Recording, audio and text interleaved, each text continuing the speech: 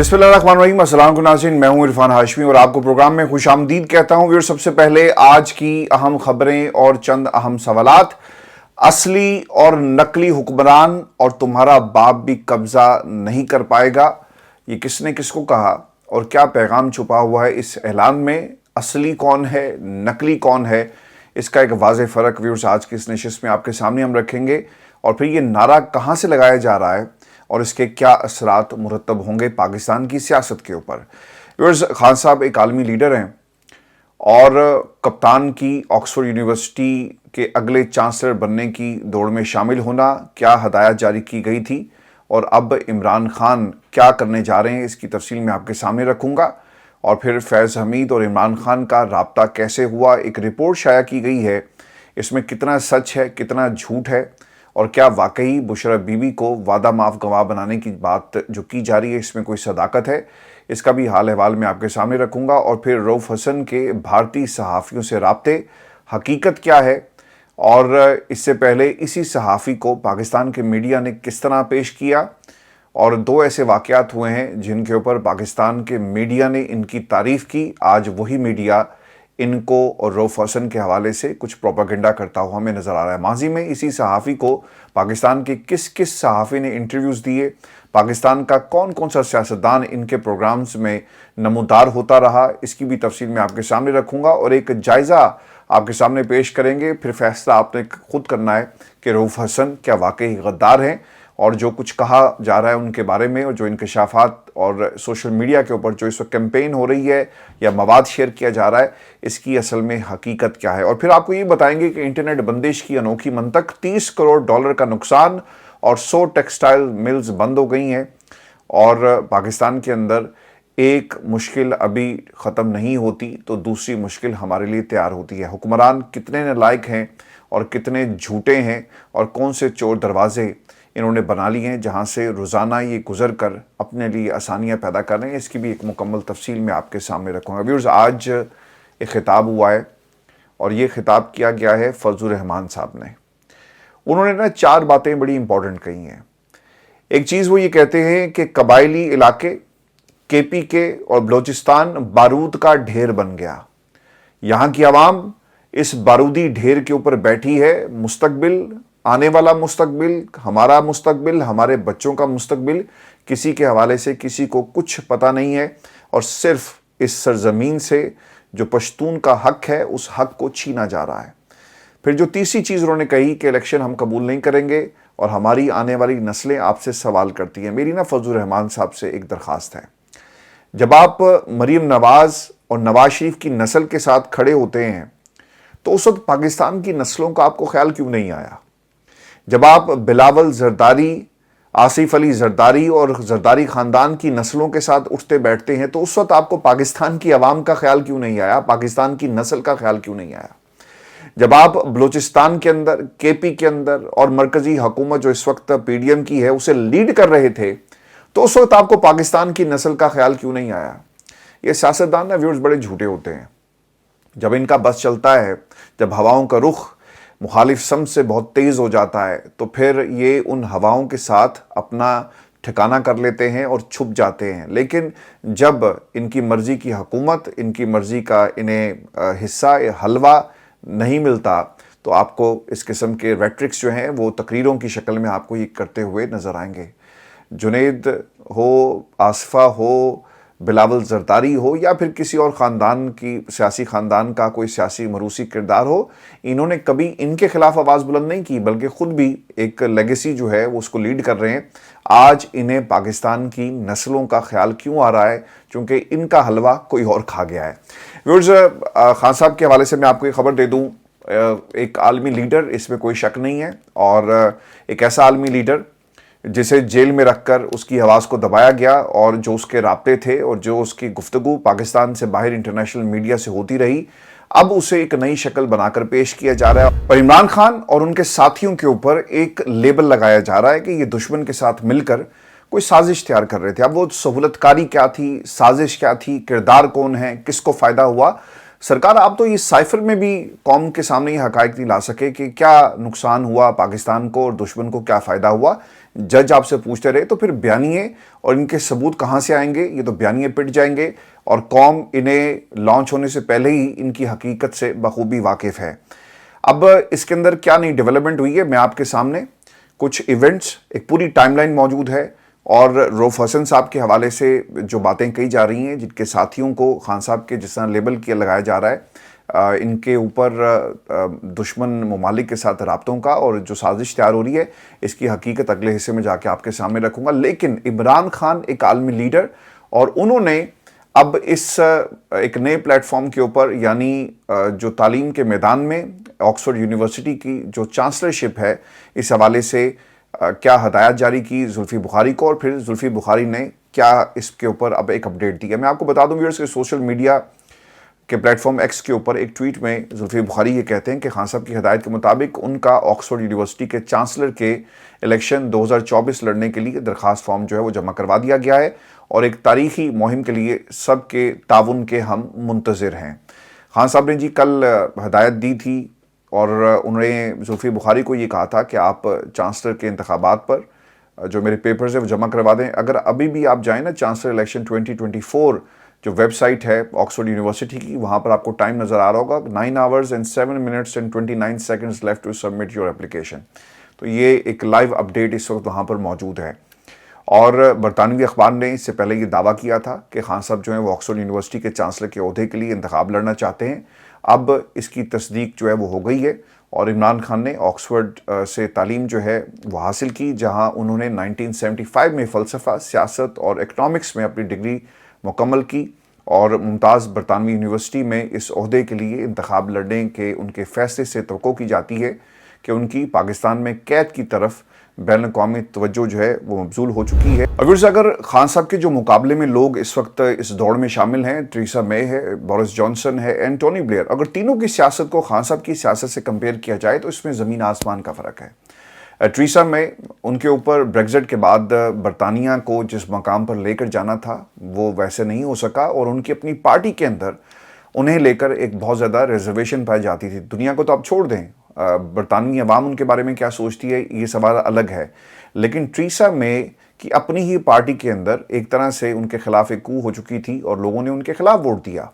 अब Boris Johnson के हवाले से भी अगर आप देखें तो वो भी कोई इतना ज़्यादा इम्पैक्ट क्रिएट नहीं कर सके।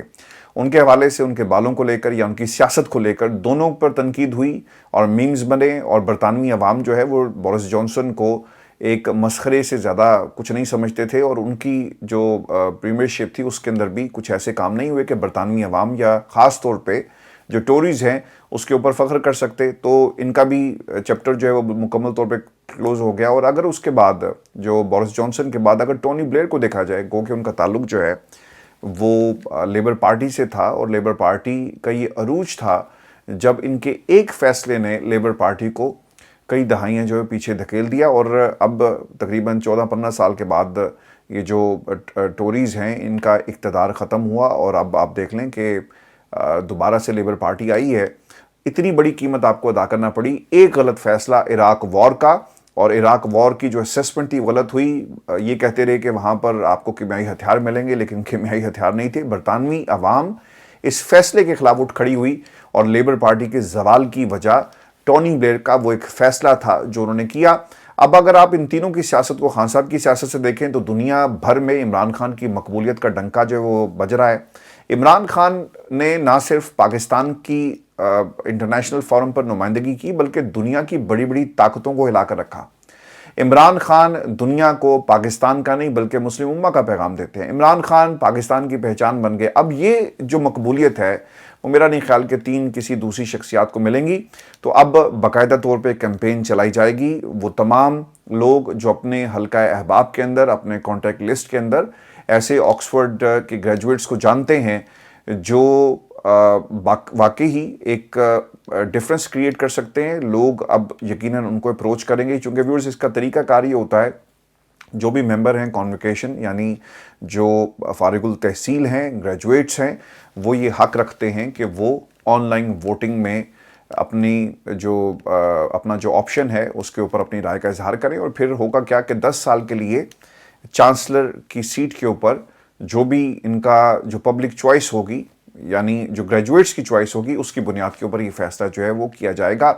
चांसलर का इंतखाब कॉन्वोकेशन के अरकान के ज़रिए किया जाता है, जिसमें यूनिवर्सिटी के तमाम साबिक तलबा शामिल होते हैं जिन्हें यूनिवर्सिटी ने डिग्री दी हो, और इस ओहदे के लिए इंतखाब लड़ने का अहल होने के लिए एक उम्मीदवार को कॉन्वोकेशन के कम अज़ कम 2 अरकान के ज़रिए नामजद किया जाता है। अगर आप मुझसे पूछें, मेरिट पर पूछें, मैंने अभी किसी एक गोरे से भी बात की एंड इंटरेस्टिंगली वो भी ऑक्सफोर्ड यूनिवर्सिटी का पढ़ा हुआ था, तो उसने मुझे ये बात बताई और मैंने उससे ये पूछा नहीं था, उसने मुझे ये कहा कि your ex prime minister is also in the race and I will vote for him. और मेरे लिए बड़ी एक बहुत अच्छी और फ़ख्र की बात थी कि पाकिस्तान के अंदर कोई हमारे साबिक वज़ीर-ए-आज़म के बारे में इस किस्म की बात कर रहा है। आप जस्ट इमेजिन करें the difference between the house of Sharif politics and Imran Khan, कि इमरान खान को इस गोरे के घर आना नहीं पड़ा।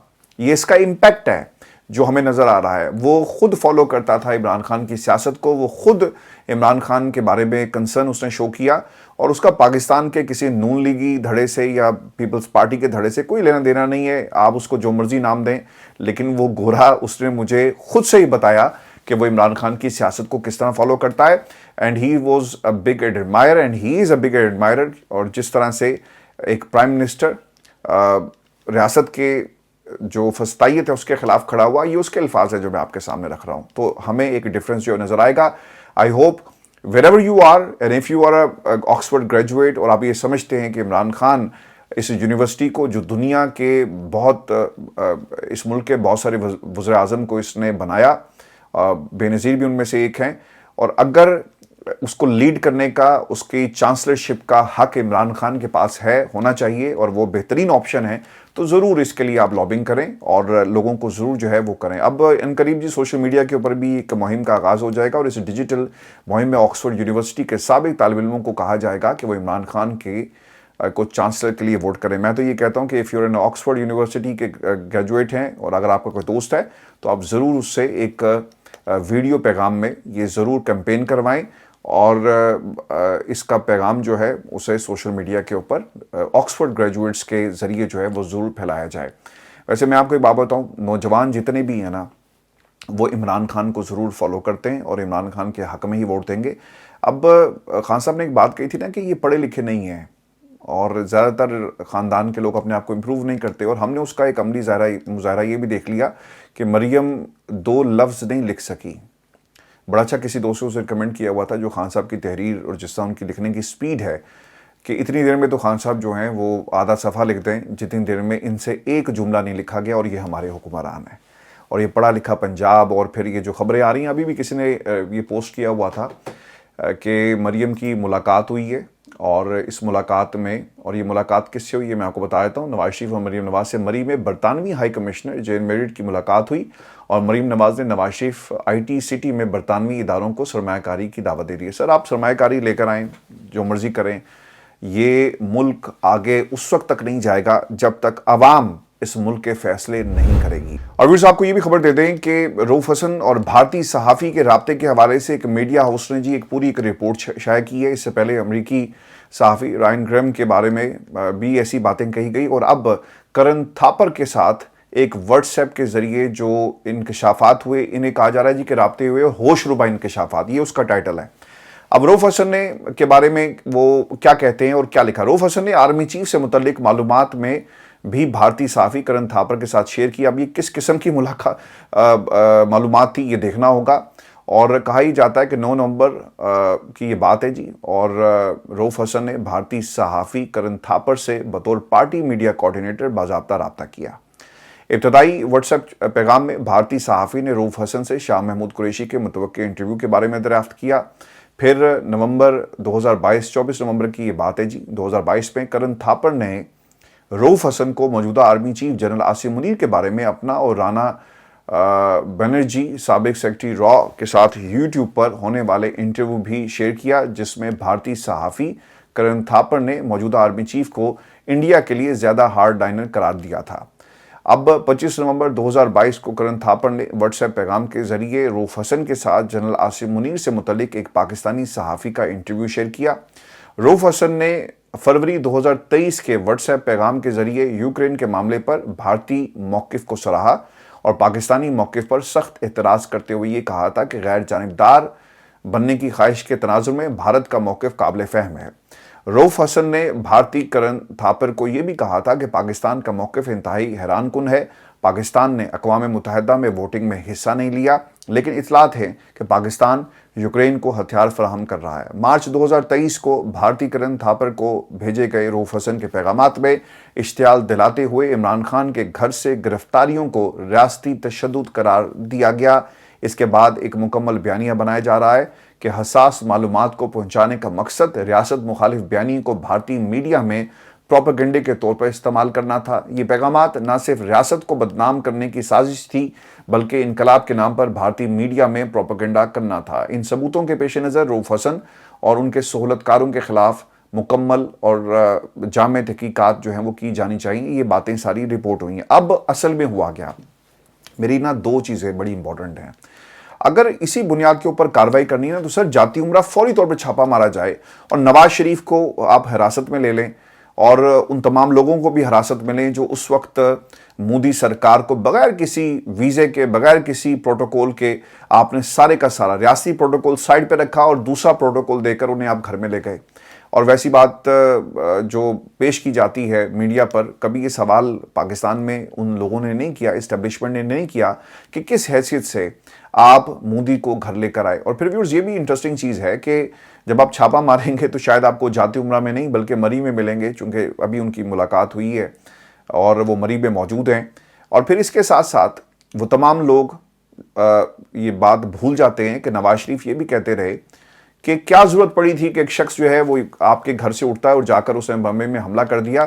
اور اس بات کے اوپر بھی عمران خان ہمیشہ ہی کہتے رہے اور اب قوم کے سامنے بھی حقائق موجود ہیں کہ کیا تحقیقات نہیں ہونی چاہیے کہ ملک کا سابق وزیر اعظم جو ہے وہ کیوں ایسی باتیں کر رہا ہے اور اس نے کیوں ایک کنٹروورسی کریٹ کر دی اجمل قصاب کے حوالے سے۔ اس کے اوپر بھی ایک سوال جو ہے وہ نواز شریف سے ضرور پوچھا جائے، اور نواز شریف کے ماضی میں جتنے بھی بیانات ہیں کیا اس کے اوپر کوئی ایکشن لیا جائے گا؟ نہیں، یہ نظریہ ضرورت ہے سرکار۔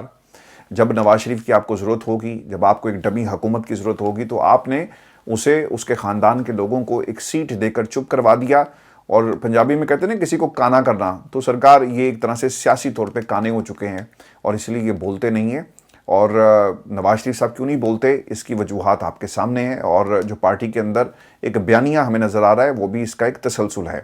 اب ویورز اصل میں ہوا کیا، یہ کرن تھاپر ہیں کون، اور رؤف حسن صاحب کے حوالے سے جو باتیں اس وقت میڈیا پر چل رہی ہیں، اس کا جواب میں آپ کے سامنے کچھ چیزیں آپ کے سامنے رکھ دیتا ہوں۔ آپ نے خود فیصلہ کرنا ہے کہ پاکستان کا میڈیا کرن تھاپر کو جو پلوامہ حملہ ہوا اس حوالے سے کیا کہہ کر رپورٹ کر رہا تھا، اور اس وقت کرن تھاپر کے حوالے سے کیا کچھ کہا گیا۔ اور پھر یہ بھی یاد رکھیے کہ پاکستان کے میڈیا کے بہت سارے ایسے لوگ، صحافی اور اس کے ساتھ ساتھ ہمارے سیاستدان کرن تھاپر کے پروگرام میں جا چکے ہیں، تو پھر جو پبلکلی چیزیں موجود ہیں اس کو بھی ہم کیا پاکستان کے حوالے سے کوئی سیاست یا پھر اس کو ایک پلاننگ قرار دیں جو پاکستان کے خلاف ہو رہی تھی اور کھلم کھلا ہو رہی ہے۔ اور جو انٹرویوز دیے گئے and what people think of the new army chief, اس طرح کے انٹرویوز بھی موجود ہیں، اور ان انٹرویوز کے اندر جو باتیں کہی گئی کیا وہ یہ ثابت کرتی ہیں کہ یہ صحافی، یہ سیاستدان کیا ملک سے غداری کر رہے تھے، سہولت کاری کر رہے تھے؟ یہ سوال بہت ہی اہم ہے۔ ویورز اگر یہ کرن تھاپر کی اگر آپ بات کریں نا تو کچھ چیزیں میں آپ کے سامنے رکھ دیتا ہوں which actually take you to the conclusion۔ کرن تھاپر، ڈان نے کرن تھاپر کو 2007 کے اندر کیا لکھا، screen گریب from the 2007 interview with Karan Thapar began by asking if Narendra Modi had an image problem with people accusing him of being a mass murderer and the prejudice against Muslims. Thapar writes in his book that Modi's face remained expressionless, but it was also clear he wasn't happy. His eyes were cold and hard. Thapar was later informed that Modi watched the short interview 30 times in order to prepare for the 2014 election. یہ Dawn نے جی ان کو report کیا، یہ بات یہیں پر ختم نہیں ہوتی۔ پھر تھاپر صاحب نے ایک اور انٹرویو بھی کیا، اور یہ کشمیر کے سابق گورنر ہیں جی سیتا پال کا انٹرویو، اور اس انٹرویو میں انہوں نے بتایا کہ پلوامہ کا حملہ مودی کی سازش تھی۔ تو پاکستان میں تقریباً جتنا بھی مین اسٹریم میڈیا ہے، مارننگ شوز ہوں، جیو ہو، وٹ ایور، ان تمام چینلز کے اندر ہیڈ لائنز کیا تھی کہ مودی کو انڈیا کے میڈیا نے اب بے نقاب کرنا شروع کر دیا. یہ ہیڈ لائنز تھی. اس وقت بھی کرن تھاپڑ جو ہیں وہ آپ کو بہت اچھے لگ رہے تھے. پھر کرن تھاپڑ نے گجرات کے واقعے پر سوالات کیے, اس وقت بھی آپ کو بہت اچھے لگ رہے تھے. اور یہ تمام چیزیں, and this doesn't stops here sir, this doesn't stop here. اور اس کے بعد ایک انٹرویو ہے جی, the crisis in Pakistan what next. 2 سال پہلے ایک کرن تھاپڑ کا ایک انٹرویو ہے نجم سیٹھی صاحب کے ساتھ. اب اس انٹرویو کو آپ سن لیں اور پھر فیصلہ کر لیں کہ ان کے بارے میں آپ کیا کہیں گے. پھر مشاہد حسین سید, senator, 2 years ago, the end of Imran and the return of Purana Pakistan. What do you think and what do you make out of this? Karan Thapar, again, Senator Mushahid Hussain Sayyed is in conversation with him in an interview which is available on Wire. آپ جا کے یہ بھی دیکھ سکتے ہیں. And then it doesn't stop here, sir. Pakistan NSA suggests door could still be open for dialogue, says secrets meeting. Mohit Yusuf, National Security Advisor, Pakistan. Karan Thapar, 3 years ago, again. پھر حامد میر صاحب آج کل خبروں میں بہت خبریں لے کر آ رہے ہیں, اور فیض حمید صاحب کے حوالے سے, اور there are so many theories which is presenting in his articles write down. میں انگریزی میں بات کر رہا ہوں, میں معذرت چاہتا ہوں, ہمارے بہت سارے دوست جو ہیں وہ اکثر گلا بھی کرتے ہیں. Karan Thapar another example with Hamid Mir, senior journalist in Pakistan, ان کا بھی ایک انٹرویو موجود ہے. تو پھر آپ ان کو کیا نام دیں گے؟ تو سرکار پنجابی میں کہتے ہیں نا, رہن دیو تاڑے گولو نہیں ہوئے گا. دنیا سر یہ تقابلی جائزہ خود لگاتی ہے, اسیس کرتی ہے کون سچا ہے کون جھوٹا ہے. اگر آپ کے مطلب کی بات ہوگی, میں نیوز روم کے اندر کئی برس میں نے گزار دی ہے, کس طرح سے بیانیے بنائے جاتے ہیں, کس طرح سے اکھاڑے جاتے ہیں, کس طرح سے ادھیڑے جاتے ہیں, کس طرح سے کس کو لٹانا ہے, سلانا ہے, لانا ہے, لوری دینی ہے. سرکار یہ ہم سب دیکھ چکے ہیں اور کر بھی چکے ہیں. تو یہ جو بغاوت ہم نے کی پاکستان کی صحافت سے اور اپنے انڈیپینڈنٹ پلیٹ فارم پر آ کر بیٹھ گئے, اس کی یہ ہسٹری ہے. برداشت نہیں ہوتا تھا, بہت کچھ دیکھ لیا, اور اندر جو سچ آپ کے اندر ہوتا ہے نا سوال کرنے کا, یہ جو ایک ہمیشہ جو چیز آپ کو تنگ کرتی ہے, تو وہ ہمیشہ چاہتی تھی کہ اس کو اس کا اصل مقام ملے. تو ہم آپ کے سامنے اس لیے یہ حقائق جو ہیں کمپیئر کرتے ہیں. اصل اگر یہ کمپیئر ہم نہ کریں, عوام کو پتہ ہے سوشل میڈیا کی یہ ایک پوری کی پوری ایک نیو جنریشن ہے, اسے آپ اس کو خود پتہ ہوتا ہے. کئی دفعہ ایسا ہوا کہ ہم نے حقائق غلط بتائے تو لوگوں نے خود کہا, جیسا وہ عقیل عباسی صاحب جو تھے, میں انہیں پشاور کا بناتا رہا, وہ that was just a slip of tongue. تو پھر کسی نے اس کی تصحیح کی کہ ان کا تعلق وہاں سے نہیں ہے بلکہ ان کا تعلق کہیں اور سے ہے. تو پیپل آر ویری کلیور, وہ ہمارے سے زیادہ ویل انفارمڈ ہیں, اور یہ میڈیا جو ہے نا سوشل میڈیا, یہ 1 منٹ میں آپ کو ایکسپوز کر دیتا ہے اگر یہاں پر جو ہے کسی قسم کی بھی غلط انفارمیشن جو ہے وہ دی جائے. اور پھر اسی سوشل میڈیا اور انٹرنیٹ کی سست روی کے حوالے سے بھی میں آپ کو ایک خبر دے دوں کہ حکومتی رستو پاکستان بھر میں ہر دوسرا شخص یہ شکایت کر رہا ہے کہ انٹرنیٹ سرکار نہیں چل رہا, سوشل میڈیا ایپس تک رسائی مشکل ہو رہی ہے, اور اگر رسائی مل بھی جائے تو انٹرنیٹ کی سست روی کے باعث تصاویر, دستاویزات, ویڈیو اپلوڈز اور ڈاؤن لوڈز نہیں ہو رہی.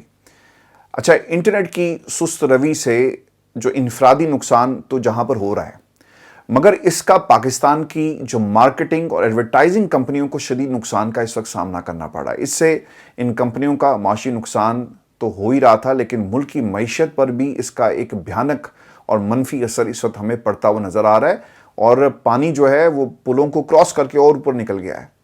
کاسمیٹک کمپنی کے مطابق اس کا ایک جو ایک اسیسمنٹ کہیں یا فیڈ بیک کہیں, ان کا سارا کام آن لائن ہوتا ہے, اور وہ سوشل میڈیا اپلیکیشن جیسے انسٹاگرام, ٹک ٹاک, فیس بک کے ذریعے ہی سب سے زیادہ سیل کرتے ہیں. یعنی اگر اشتہار چلے گا, لوگ کلک کریں گے, اور پھر اس کے بعد جو ہے وہ آپ کو اس کا آرڈر آئے گا.